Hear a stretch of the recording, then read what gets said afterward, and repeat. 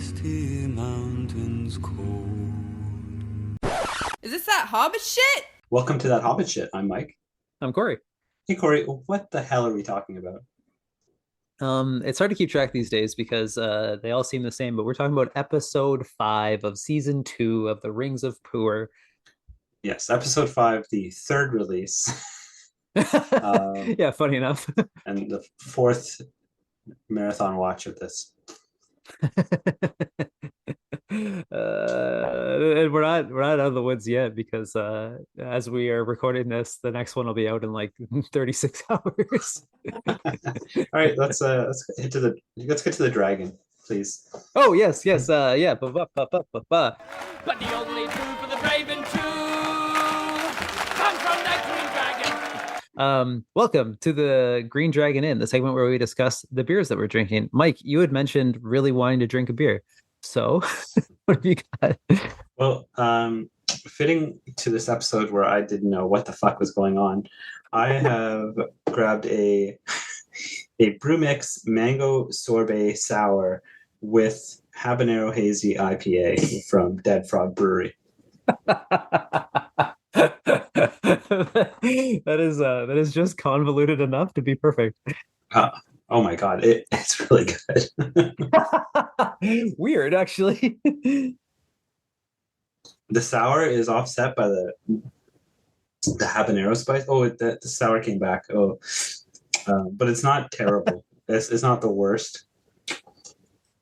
Is that kind of like once they bring Tom Bombadil back in, we'll be like, oh, Tom Bombadil's back. It's not terrible, but yeah, it's the Tom Bombadil of beer. The mango sorbet sour is offsetting the hazy IPA. They're playing with each other, so I like it. I could deal with sour. Not much bite. So it says here on the back, 2 awesome beers in one can. That combines the power of our mango sorbet sour and habanero hazy IPA, bursting with fresh mango flavor and a hint of habanero heat. So they just straight up combine 2 beers. I think so, yeah. I mean, fair enough. Our tasting room loves to create brew mixes with 2 beers that they have on tap. This is one of our favorites. Okay, that's cool. Oh, yeah, that is actually pretty interesting. I've done that when filling a growler before. Like a chocolate porter and an IPA mixed really well together. Huh. Wow. Okay. I'm going to take your word for that. This is good though. That's a very interesting beer. It has lime juice in it. Wow. It's got a lot of stuff in it. Yeah. I can sort of see mango sour and hazy IPA. Because your hazy IPAs get a little bit on the sort of maybe mango sweet side, but yeah, they balance out really well. Okay, cool, sweet. Yeah. Oh, what are you drinking, buddy? Well, Mike, again in honor of the episode, I'm drinking Cod Swallop. Oh God. Mike, Cod Swallop. How dare you? It is an English mild ale on nitro. And just a quick definition of Cod Swallop. It is British, informal. Words or ideas that are foolish or untrue. Oh, like the treatment of the rings. I was gonna say the whole series, yeah. Anyhow, it's from Blood Brothers in Toronto, and the cool part actually is that it's a collab. It says it's a collab with the 3-Speed pub in Toronto, and I have a soft spot in my heart for the 3-Speed pub. I went there quite a bit when I was living there. Is that the one that had the raccoon beer? I can't remember what it was called. No, that was Bandit. Okay. Pretty close by though. You could walk to the 3-Speed pub from there. Okay, I think you might have taken me to Bandit once. It's possible I took you to 3-Speed pub at some point. It's pretty classic. I don't know. It was a while Who's to ago. say? It's been years. Well, anyway, it's a nitro beer. It's one of those like shake hard, pour fast, or whatever. Or, wait, no, sorry, shake well, pour hard. So its mouthfeel is incredibly smooth, Mike. But I have to say, I don't think I love a nitro for this type of beer because it's like essentially flat. Oh, interesting. Hmm. It's not bad. It's like it's definitely a good like sort of English ale. But yeah, because it's nitro, it's smooth, but it's not carbonated. Yeah, not my favorite.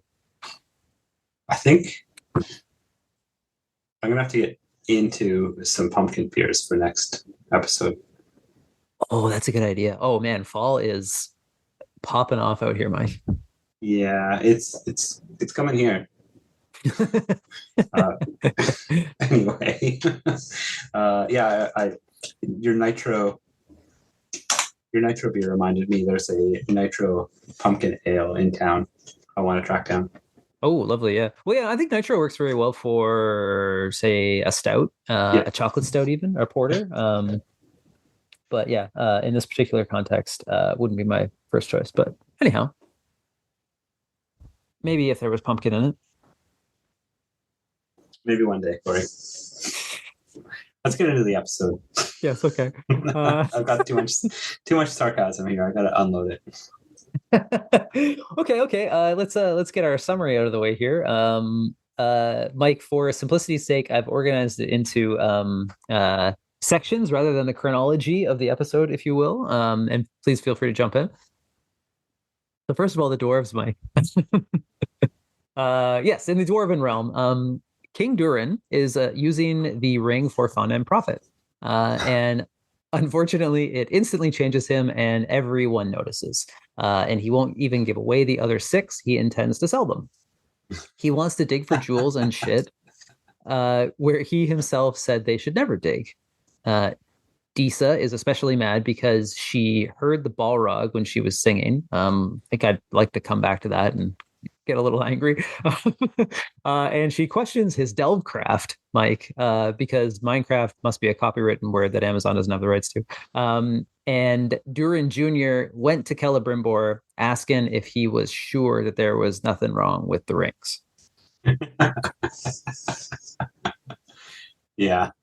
Moving on to the elves of Eregion. Sauron is sowing little ring-shaped seeds of doubt and mistrust amongst the elven smiths. Celebrimbor gets all worried that someone fucked up the dwarven rings, and because of it, the rings are fucking up the dwarves. He does not want to make any more rings. He thinks men are too corruptible. Sauron and/or Anatar makes them anyway. Anatar later casts a charming guy spell on a lady elf. And this particular elf put on a ring of men and got all ring wraith fucked up or something. And then Anatar convinces Celebrimbor that if there is a flaw in the dwarven rings, it's because Celebrimbor told a lie, and we all know that lies make baby Jesus cry. So the solution, Mike, make more rings, but you have to do it honestly this time. Yeah. And you have to take power away from the other rings to make the man rings better. Sure. Could you catch that little part? No, no, I did not. They have to take power away from like the elven ring. I think the elven rings are getting nerfed a bit. Oh, interesting. This guy, this Sauron guy. Yeah. On to Numenor. Farazan seems to have immediately gone mad with power once he was crowned king. A lot can happen overnight, Corey. Apparently, yeah. Also, this is a side note, and I should get into it in the summary, but he's like, I always wanted this scepter. And I was like, what scepter? This is the first time the scepter's ever come up. Yeah.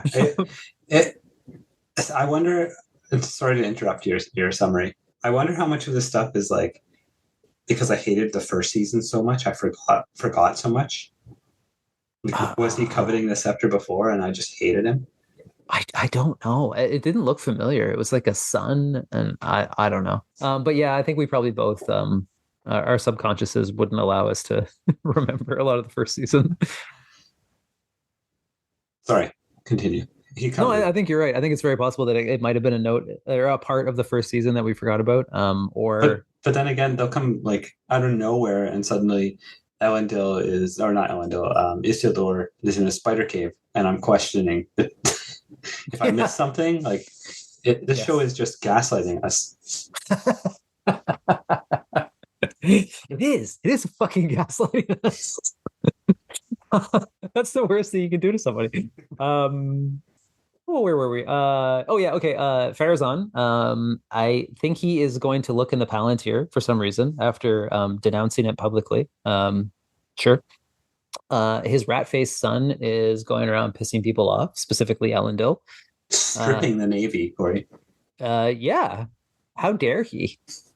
Um, I guess they've become. Did someone use the word xenophobic in the episode? I don't know. I think I think Farazan's son said something about the what are they actually called? The elf elf friends, elf. Those Numenorians had a name. In the Uh book, they have a name. Um, oh. the faithful. That's what it is. Oh, right, because they remain faithful to the friendship of elves. Yeah. It's Uh, getting so convoluted. I feel like they're mixing up their and I could be wrong, but I feel like they're mixing up their eras of Numenor and sort of like mushing them all into one. yeah, they put it all in one Palantir and whatever came out. So anyway, Farazan's son said that the Numenorian faithful had been eating dogs and cats. I was going to make that joke earlier when you called me an American politician. Oh, but I decided not to. I decided I didn't want to say that dwarves were doing it in the street. Anyhow, yeah, good one, Mike. Really good one. Okay, sorry. There's a fight, and some insults, and that little shit, the rat-faced son, he kills Isildur's buddy, and then Elendil ends up in jail, and that's it for Numenor. Yeah. Isildur's daughter's maybe one time boyfriend, maybe. Oh yeah, yeah, who's like cooler and more handsomer than her anyway, than her current. Yeah. And she went, I don't know at what point, this is another thing I might have missed, her going right off her rocker. I don't understand why she's on Farazan's side. That makes absolutely no sense to me. I think she gave him the Palantir, and maybe that made her crazy. She did that in the first season. Oh, Off camera. Don't forget that. yeah, I think she said something about her brother dying while they were off on the Queen's mad quest. Oh, So, maybe. I think they just haven't given us enough time to digest that, but that's why she hates the Queen. But I don't understand now why she hates her father and hates the Navy and Yeah. like the Navy's not going anywhere. They're back. Yeah. Like They haven't done anything, and they're like hurt. I don't know. no one seems to have asked to go back to Middle Earth yet either. Like no one No, seems to want to do that. Oh. Okay, we should continue and then come back to this. Yeah, sorry, we're getting off track. So that leaves the Elves of Lindon. Elrond gets back to convince Gil-galad to aid Eregion, but Gil-galad can't because he sent his army to Rhûn, I think, because of peer pressure, it turns out. And then with the orcs, Adar wants to be friends with Galadriel. He knows exactly who she is and that she is a main character and that she knows Sauron personally, and they both hate Sauron, so they should work together. Sweet. And that's all I got. That's where it ended. Yeah, yes, that is where it ended. Elendil was taken captive. That's my last note.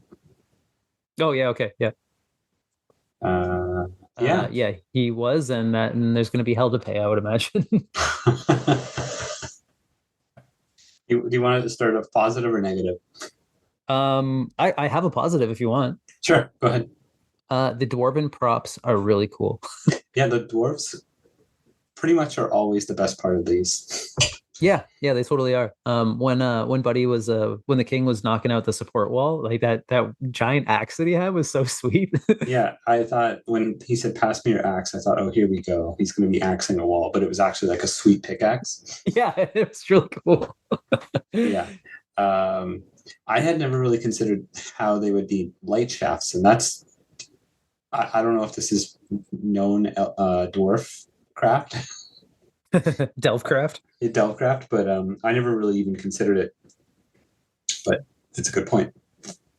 It's cool. I think, yeah, I think they have done a very good depiction. Like, I don't know if I think we talked about this last season of like there might have been different teams working on every sort of like race. Yeah, And the Dwarven team is really pulling their weight on this thing. dwarves and orcs are awesome. Like, and the Adar stuff. Yeah, yeah, the orcs are definitely a lot more fleshed out than yeah, than other stuff, I suppose.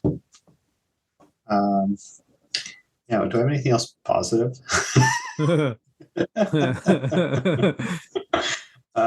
Okay, here's this one. Is it the Watcher quarry or is it the Balrog that Disa? Oh, Disa, I think. Yeah, is that who she disturbed? Oh, like the Watcher in the water. Yeah, Oh, that's an interesting point. Huh.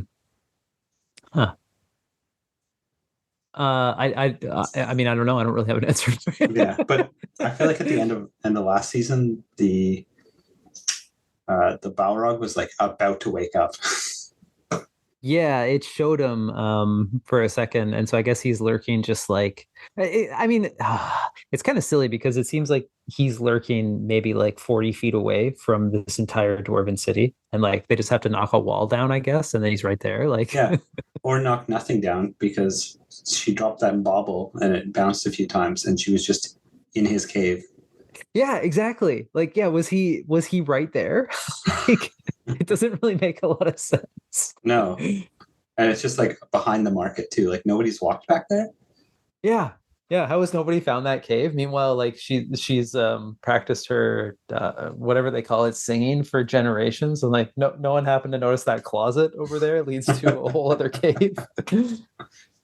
Yeah, Yeah. like, they could have thrown like some caution tape in front of it or something just to give it a little more legitimacy. Yeah, even like a moldy old like wooden board or something, like at the Yeah, very least, that she had to push aside. But yeah, nope.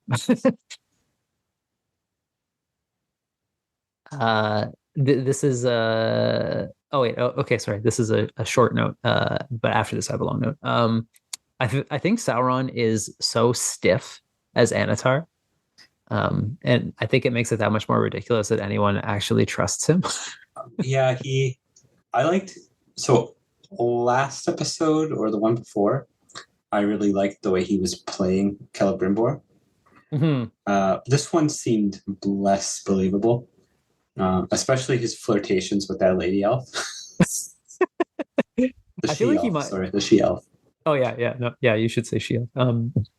He might as well have like a curly mustache and a monocle. Like he's so clearly the villain. And at one point, he told her she reminded him of Galadriel. I know. What did you think of that? Or what did I think of it? Yeah. They might as well have had them both like leaning against a balcony, and he just would like put his hand beside hers and touch her pinky finger with his. Gee, I think you're real pretty. There's also like you also have to kind of question, has it been established that Galadriel is the most beautiful of all elves? It has not been established, like that hasn't come up. And so why is that a really specific compliment for her? You know, it's just you can really pick it apart if you try. Yeah, like as lore masters, we know, but Yes, yeah. Well, we're lore masters, Mike. So um, I have a lot to talk about with the rings, please do. and a Go lot to for it. talk about with Numenor. Which should we go to first? Oh, let's talk about the rings because my big note has also to do with Numenor. Okay, they fucked up the rings so badly, and I don't. I, I'm so confused. I had to go back and figure out like the rings were all originally meant for elves. They weren't supposed to be designed for humans, for men. Oh, I huh. think.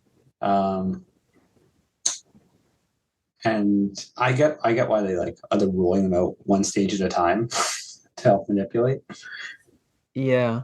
But like, why are they immediately a problem for the dwarves? The master conniver can't like put a time delay on on the No. corruption.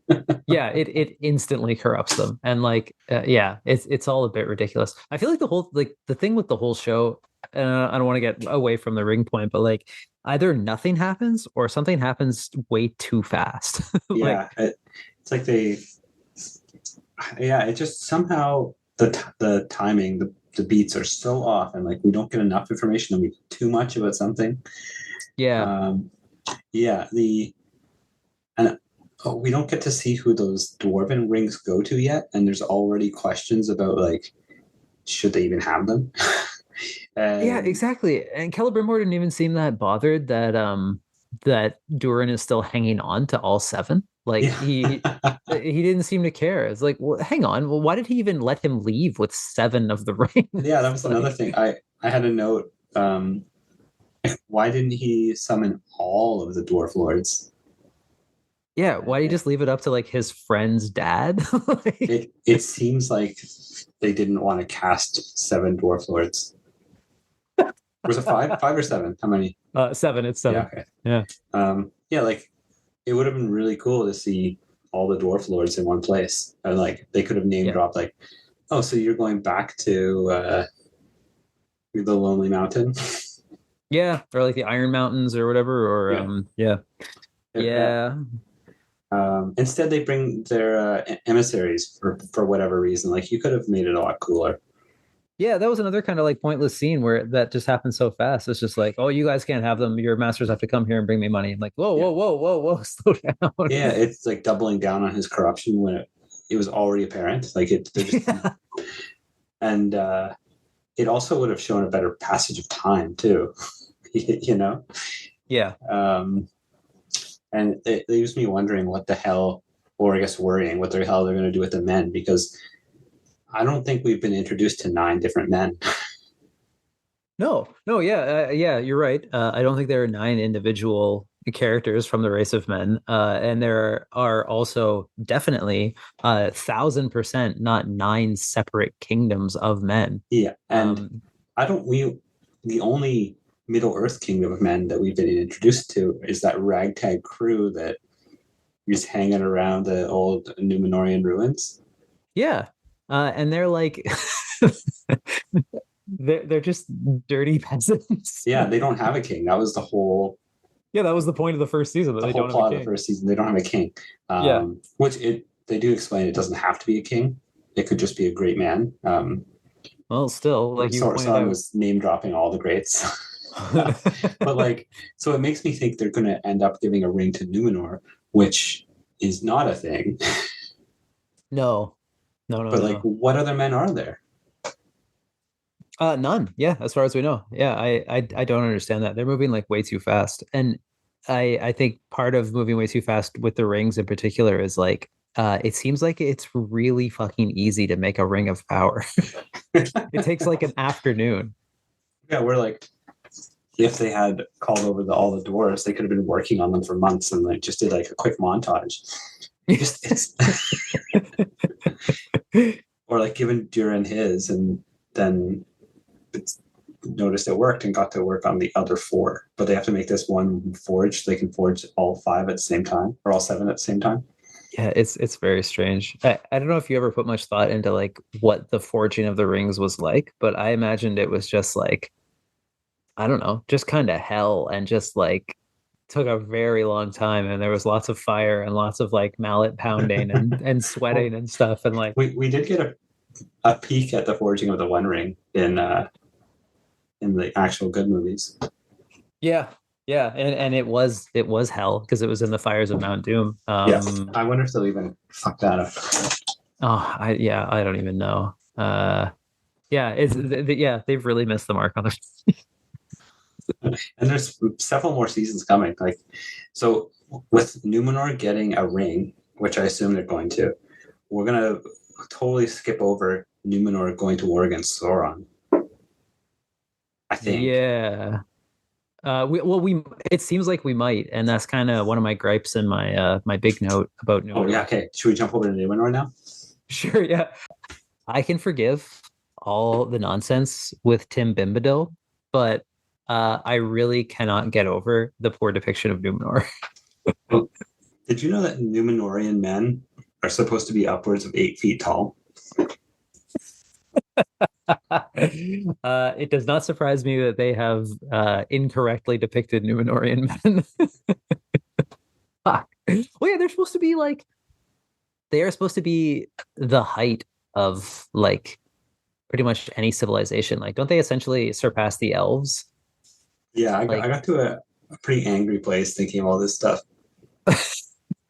please tell us about it, Mike. Well, okay, like the remnants of Numenor are supposed to build Minas Tirith and Minas Morgul. What was it called before? Uh, Ithil minus Ithil, I Minas think. Ithil, I think. the greatest of the two. I can't remember what it's Yep. called offhand. Oh boy, Osgiliath? Osgiliath is supposed to be the greatest of the three, Yep. and then other fortresses like Isengard. Yep. Yeah. The So impenetrable Isengard. Yep. yeah, which all are much greater than Numenor as we've seen it. Yep. Yep. Yeah, Numenor is in like heavy decline in this depiction. Yeah, which is fine, but like you don't see any of the evidence of grandeur before. No, no, they're all a bunch of buffoons and like I don't know, there's like infighting and stuff. And like you said, like are they going to skip them going to war against Sauron? Because like uh I think at this point they're supposed to be totally untouchable, and it's supposed to be until Sauron is held captive there for like I don't know, it's like several generations or something like that. It's like hundreds of years that Sauron is held there captive, and he sort of slowly worms his way back into power. Yeah, And like that's what causes the fall of Numenor. yeah, and it's because he can't. I guess he was already there, dropping his seeds, I guess. But Yeah, I think he started like a cult, and then like the eventually he got the king involved, like a couple kings later or whatever, and then yeah, eventually like the whole island was like into this weird, I don't know, Sauron death cult. yeah. Did he do anything in first season to get the ball rolling? In Numenor. Yeah. He punched that blacksmith, but I think that's about all he did. Okay. Yeah, because that would have been a way to. I don't know if he had somehow Oh yeah. gained the king's ear or something and led them astray and created a rift. Oh, that's funny. I forgot that he was even there. That's something that I blocked out from the first season. Yeah, but I don't think anything happened. And one of my favorite parts of the Silmarillion is how Sauron is faced with the might of Numenor and just like bows down to them and Yeah. allows himself to be taken captive. Yeah, he's like, fuck this, I'm not gonna fight them. And they could have done that, and they could have created that could have been the rift between him and the orcs. You know how they hate him now. Oh, that would have been really cool. Actually, that would have made a lot of sense. Yeah, if he was just like, nope, fuck it. Sorry. Yeah, all you orcs are wrong. Numenor is right. I'm gonna atone for my crimes. See ya, Yeah, see, Mike, that would actually make sense. and leave them facing like the greatest army of the North has ever seen. Yeah. Oh, that would have been cool. And I think that might, yeah. Uh,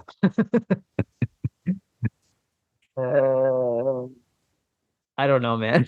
One of the in my mind one of the coolest things about a show based on the Silmarillion, which is essentially is right. Yep. Well, Is, part of it anyway. yeah, expanding on these like one lines that are so incredible. Yeah. Yeah, and we'll never get like a a Balrog riding a dragon to battle, attacking Gondolin. You know what I was thinking about actually, when they weren't showing the dwarf lords, and they were not giving them their rings, it occurred to me that like several of the dwarven rings were eventually eaten by dragons. And then I was like, wait a second, there's no mention that dragons are like active and exist right now, like more than one of them. Yeah. Like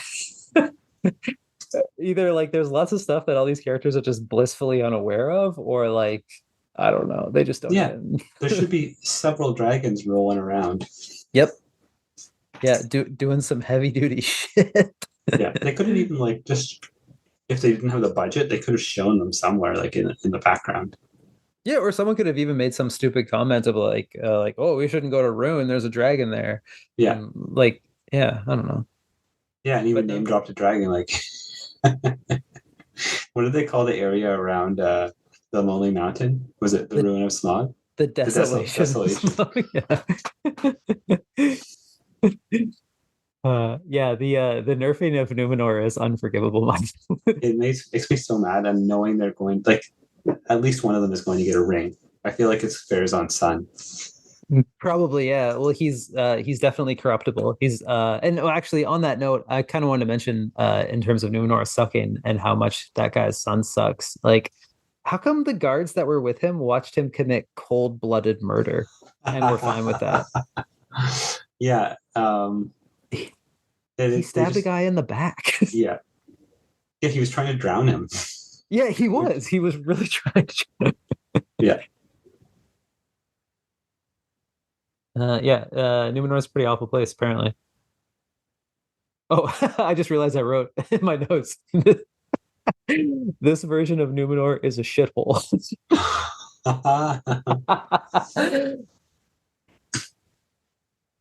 yeah, it's pretty frustrating. Yeah, it's frustrating because like yeah, the to our minds at least the most interesting parts of the Silmarillion seem to be like they're skipping them, they're ignoring them, they're not going to show them like whatever. Like yeah, I know you've mentioned several times you like that Sauron just yeah, laid down his arms when Numenor came. I've always liked the idea of Sauron corrupting Numenor, and like that's kind of what I wanted to see in this show. Like I don't know, like he's this weird god thing that's in their jail, and somehow manages to become like the leader of a religion. Like Yeah, that would be so cool. yeah, But and no, like they I don't know, like some of the stuff I kind of understand because they're working within a reasonable budget, like a Mike, billion Amazon does not have a dollars. reasonable budget. But like you can't have the greatest army ever amassed and show that on screen on a TV show. Yeah, that's But true. like But you can allude to it. yeah, there are different ways of depicting it instead of just having them be like a bunch of goofs that have like three boats and yeah, I don't know. Yeah, Numenor sucked. yeah, it's really weird. And like being just regular dudes and the only men that we've seen, so that we don't even have a point of comparison, except for Yeah, this one destroyed village. Like they could show a Middle Earth kingdom that I think they existed. Like the Numenorians were going over there and like dominating them for a while. yeah, and I think I think the people of Middle Earth were fairly like willing subjects to these like again godlike men. Yeah, sea gods. Yeah, yeah, exactly. Yeah, Especially when they built crazy shit for them like Isengard or I guess Orthanc or whatever. But yeah. that's those are all my notes, Corey. I don't know about you, but when I'm watching the show, I really peter off. Oh, it is so hard to like stay engaged for an entire episode. And my sort of last note is like this is really not saying much, but for me, I think this was the best episode so far. Uh, I think I like the previous one, but still, it's like I got really mad. I think this one was made worse for me at like the implication of what's going to happen with Numenor. Oh, that's fair, yeah. Yeah. Oh, you see, you're in this episode where I was with Tom Bombadil in the last episode. They're Yeah. just hitting you where it really hurts. It also sucks because like it feels like a lot of the pieces are in place. It's not quite clicking. Like there's quite a bit missing with the writing, I suppose. But Yeah. like I should be invested in these characters and like the double crossing and stuff, but I don't care. I don't know if I've said this in recording, but I think I've said it to people while talking about it. But like, there's obviously a lot of really talented creative people working on this thing. Like there's some really genuinely good stuff in it, but yeah, it must be the writing or something. Something's just wrong. Yeah, like maybe they're dancing around the rights they don't have too. I always thought, yeah, I was really surprised when they announced that they were going to put not to dwell on this, but they were going to put Tom Bombadil in this because I thought there was just so much that was actually in Lord of the Rings that they didn't get rights to it. They only got rights to like some of the stuff that was in the Silmarillion. And Yeah, I thought Anatar was one of them too, actually. uh, like the shit like Tom Bombadil, like they could have omitted him and Yeah. or the Ents and given more time to let this other stuff breathe. Yep, they definitely could have done that, but they didn't. Yeah. Yeah. We could keep ranting all day, but I think we should probably cut it. Yeah, we got a couple more rants to go after this, so I guess we should wrap it up We have because we got to watch the next one. 3 more rants, Corey. Yeah. Okay. Then Yeah. we'll All be right, done. have we confirmed that it's only 8 episodes? Yeah, I think so. Okay, sweet. Well, I can do the outro then if you want. Sure. Okay, hang on. Let me just see the Rings of Power number of episodes. 8-episode first season. I just really wanted to confirm if it was only 8, because if it ends up being like 12, I'm gonna be really upset.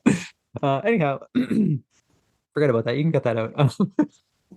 So thank you for listening to this 3rd episode of the 5th episode of season 2 of the Rings of POOer. My God. Find us on Instagram at that hobbit shit. Twitter is at hobbit shit. Patreon.com/that hobbit shit. To support the show and get your hands on some merchandise. And thank you to our Patreon supporters. And you can email us at thathobbitshit@gmail.com. And you can also tune in for our next installment of The Rings of POOer, season 2. I'm not sure what else to say. I guess I'm Corey. And I'm Mike. And May the hairs on your toes. pooer never fall out. That was a good one. You really got me with it.